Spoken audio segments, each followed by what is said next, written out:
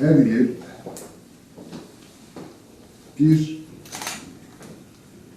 7 Ekim 2014 tarihleri arasında kutlanan Camiler ve Din Görevlileri Haftası etkinlikleri Kurban Bayramı münasebetiyle bu yıl 13-19 Ekim tarihleri arasında kutlanacaktır. Camiler ve Din Görevlileri Haftası Diyanet İşleri Başkanlığımızın üzerinde ehemmiyetle durduğu bir haftamızdır. Her yıl Diyanet İşleri Başkanlığımız Camiler ve Din Görevlileri Haftası temalarını belirlemektedir. Bu temalar mesela camiler ve engelliler, camiler ve çocuklar, camiler ve kadınlar. Bu yılki tema da camiler ve gençler olarak tespit edilmiştir. Bu münasebetle biz de ilimizde Camiler ve Din Görevlileri Haftası münasebetiyle bu yıl tema olarak işlenen gençlerle ilgili bazı çalışmalarımızı planlamış, programlamış ve hazırlıklarımızı yapmış durumdayız.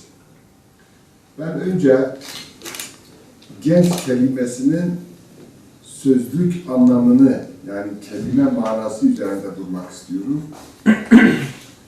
Genç kelimesinin sözlük anlamı hazine ve define demektir.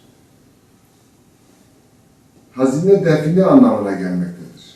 Dolayısıyla bir milletin en büyük değerli definesi, hazinesi onun gençliğidir. Yani gençlik bir milletin, bir toplumun hazinesidir, definesidir.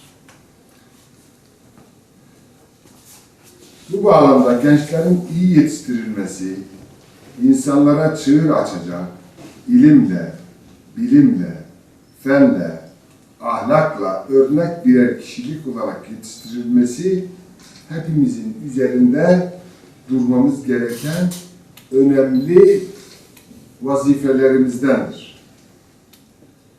Bir toplumun geleceği yetiştirdiği gençlerle mümkündür. Gençlik dönemini iyi değerlendirmemiz gerekiyor.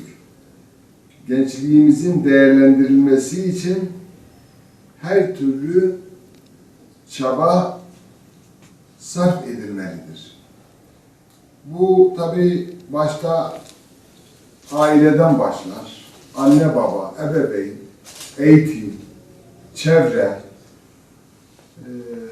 bütün bunlar gençliğimizin iyi yetişmesi için çaba sarf etmelidirler. Mesela gençlerle ilgili çok güzel sözler söylenmiştir. Atasözleri söylenmiştir. Veciz sözler söylenmiştir. Gençlik insan ömründe bir çağdır, bir dönemdir. Gittikten sonra geri gelmez. Bunu çok güzel bir ifade ediyor. Akarsular geri dönmediği gibi gençlik çağı da geri gelmez. Gençliğini eğlenmekle geçiren ihtiyarlığını ağlamakla geçirir.